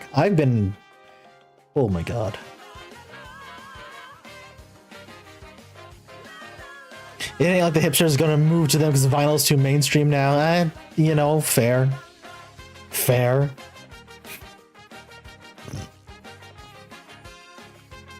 Oh, I remember Saturday morning cartoons, Perso. Yeah, I remember those. Holy cow. God. That was stuff like... Oh, man. I remember when my parents swapped off cable and switched to, like, satellite TV back in the day. It was like during the big satellite TV boom way back in the day, stuff like DirecTV, right? So I remember getting access to channels and shows that I just did not know existed, and like at that point it was just like, that's when I discovered stuff, because at that time, you know, back in the day when I was a kid, I was like, I loved all the Nickelodeon shows, right? I loved all the Nickelodeon shows back in the day. Doug, Rugrats, Rocko's Modern Life, stuff like that. And then, like, I would, when my parents finally got access to a wider range of TV shows, I discovered Cartoon Network, and my mind was blown. Because I grew up with a very specific era. I grew up with a very, very specific era of Cartoon Network, chat, let me tell you, okay? Dexter's Lab, Johnny Bravo, Cow and Chicken, the Powerpuff Girls, Samurai Jack, like the OG Samurai Jack. Oh my god. Ed, Edd, and Eddy. That's the shit I grew up with. Let me tell you, oh man. Johnny Bravo is still like the funniest shit to me. Johnny Bravo is still like the funniest shit to me. He's like Himbo Prime.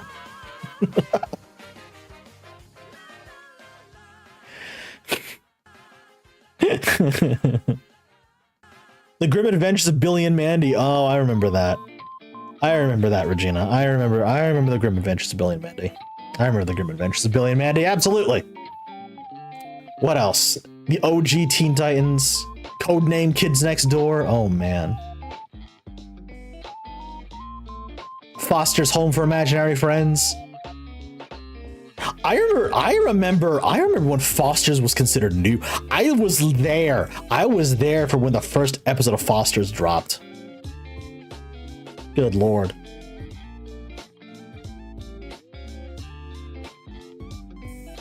Oh, Fetch, yeah, no, I get that. I'm an old man, okay, chat, I'm an old man. Or, I'm at the very least, I'm what the internet considers an old man, and I kind of hate it.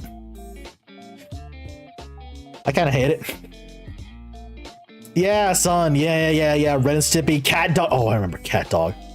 Oh, I remember Our Real Monsters. I loved Our Real Monsters back in the day. Hell yeah. Yeah. You ain't a real scourge of humanity unless you remember Mike, Lou, and Og fondly. Oh my god.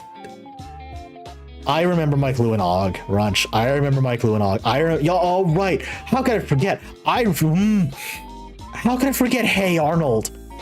How the hell could I forget Hey Arnold? Oh my god. God, I love Hey Arnold. I love Hey Arnold. That was good. That was a fun show. Hey Arnold was ahead of its time. I know this phrase gets thrown around a lot today, but I feel like Hey Arnold was ahead of its time. Because that show was real damn good. Okay? That show was real damn good.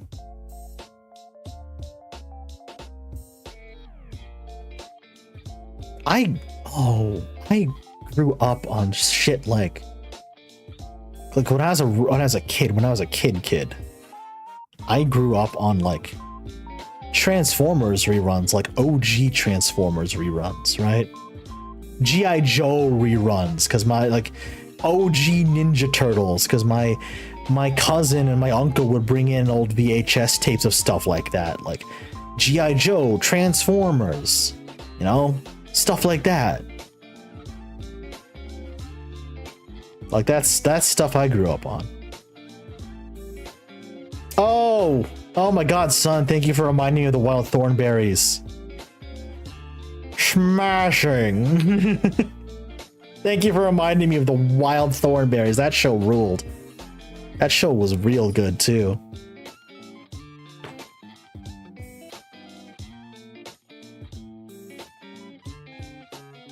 Nickelodeon has recently become a free-to-air TV channel in Australia, and I hate that I had to become a ghoul in order to watch the shows I want to watch on it, because apparently Angry Beavers doesn't deserve a time slot earlier than 3 a.m. That sucks, Runch. Oh my god. Also, yo, Angry Beavers was great. Angry Beavers was great. No, Regina, I saw you. Don't worry. Yeah, I watched Billy and Mandy. I remember. Listen, I am old enough. I'm old enough to know. You know, I'm old enough to remember when it was called like The Grim Adventures of Billy and Mandy. Yeah, I see. Hell, I'm old enough to remember when the show was called Grim and Evil. I'm old, chat, is what I'm trying to say. I'm old. I get it. The Thunderhawks, yes. Or Silverhawks, no, Thundercat. Oh, Thundercats. Oh. Thundercats. Thundercats. Oh! Yes. Very good. Very good. Good. I see your based, chat. Thank you. Batman the Animated Series. Oh. God, rest in peace, Kevin Conroy. Holy shit. Rest in peace, Kevin Conroy, the voice of Batman. Okay? The voice of Batman. My god. I need to see if I have a copy. Oh, that just reminded me of something. Do I have a copy of Batman Mask of the Phantasm? Because if I do, I think I know what we're going to do. Not for this coming movie night, because this coming movie night's movie has already been decided. Actually, so has September's movie night. So October. Wait, yes. Oh, wait a second. Dude, Batman Mask of the Phantasm for the next members movie night here on YouTube? I think yes. Wait a second. Hold on. I think that might have to be a thing.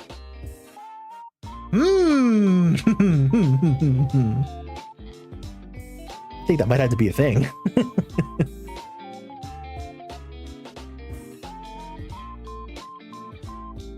I think that might have to be a thing, chat. I think that might have to be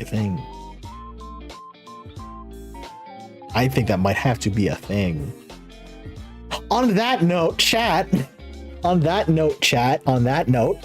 Hint, hint, nudge, nudge. If you join channel membership at Kobold rank at Dragonborn rank or higher, you get to participate in our monthly movie night watch-alongs. I asked channel members what they wanted this month's movie night to be. I put the vote to them between Star Wars Episode 4, A New Hope, and Shin Godzilla, and everybody voted pretty overwhelmingly for Shin Godzilla. So yeah. August 25th, which is going to be a Friday. August 25th is when the next movie night is going to be. So yeah, it's going to be Shin Godzilla, and then September, I've already decided what that movie night's going to be. Members know already. You guys will find out next month. But I think October just might have to be Batman Mask of the Phantasm. It might have to be. It might actually have to be Batman Mask of the Phantasm because it's spooky month. And because, you know, October is also birthday month for me. October is also birthday month for me. It's actually a lot closer than I think. It's actually a lot closer than I think, now that I think about it. My God, what am I going to do for birthday? Holy cow. I don't know yet. I have a lot of big deadlines. Well, not deadlines, but I have a lot of big milestones coming up. And it's just like, man, what am I going to do? Either Mask of the Phantasm, Return of the Joker. Yeah, buddy. Yeah, buddy. That's a good one, Runch. Actually, that might be the next members poll. Honestly, that might be the next members poll then. You're giving me good ideas, Runch. Appreciate that. But yeah, for those of you who don't know, my birthday is October 30th. It is the day before Halloween. It's been a running joke in my family that apparently I just prefer candy over turkey. So yeah. October 30th is my birthday. October 30th. Mischief Night, exactly, Perso. Yeah, exactly. The day before Halloween. I've actually participated in Mischief Night. If you can believe it. I actually participated in Mischief Night back in the day. Back in high school, I actually participated in it. My friends and I ran around with toilet paper and shaving cream and a carton of eggs and just started going crazy on people. Like throwing it at people's houses, cars, driveways, mailboxes, stuff like that.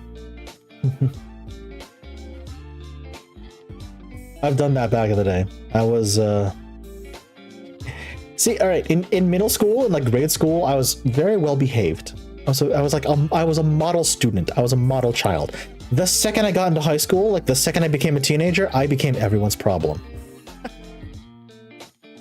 I was a little shitbag when I was a teenager. Oh my God.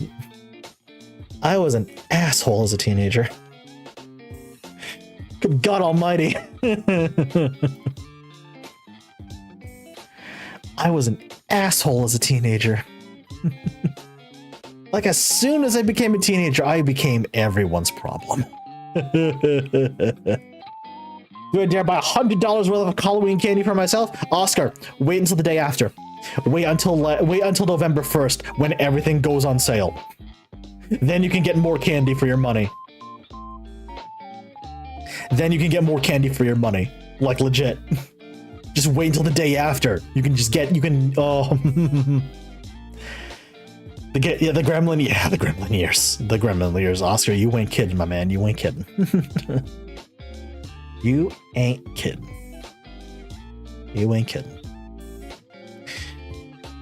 Oh, woof. Chat.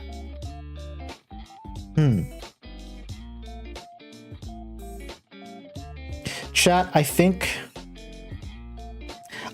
that might be where we call it for stream today, because A, I'm actually getting a little tired, and B, I'm hungry.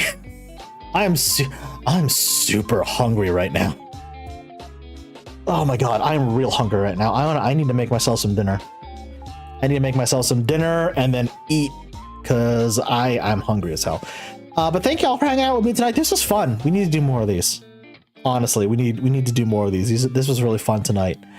Channel members, go check out that video. It's been up for a little bit. There's also a very important members only post. Yet another one of the perks. Yet another one of the perks of joining membership. You get to see the stream schedule a day early. For everyone else, as per usual, stream schedule will be back up tomorrow. So go check Twitter, go check the community post.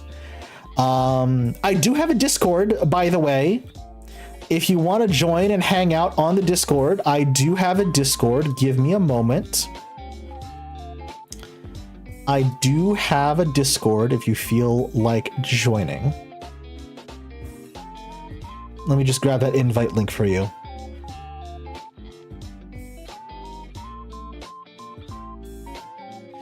If you are interested, I do have a Discord. I ask that you take a look at the rules, read them and understand them and follow them, and we'll be good. We'll be good. You can check the link tree in my bio for that. Follow me on Discord. Follow me on Twitter, assuming it's still functioning. God damn you, Elon. What the hell, bro? Okay. What else am I gonna say? If you like what I do, toss me a sub. I'm really close to 1,000 subs here on YouTube. I don't know how. But I'm really, really close to 1,000 subs on YouTube. It's kind of scary. If you like what I do, toss me a sub. If you really like what I do and want to support me, I have a coffee page if you want to support me directly. You can also join channel memberships. You can also sub to me on Twitch. So yeah. That's gonna be it. New stream schedule dropping tomorrow. Keep an eye out. So yeah. No, Runch, I refuse to call it X. It's a stupid name. I refuse to call it X. Yeah. Thank you, everyone. This has been fun. This has really been fun. I love this. This is great. I'll catch you on the next one. Have a good night, everybody. See ya.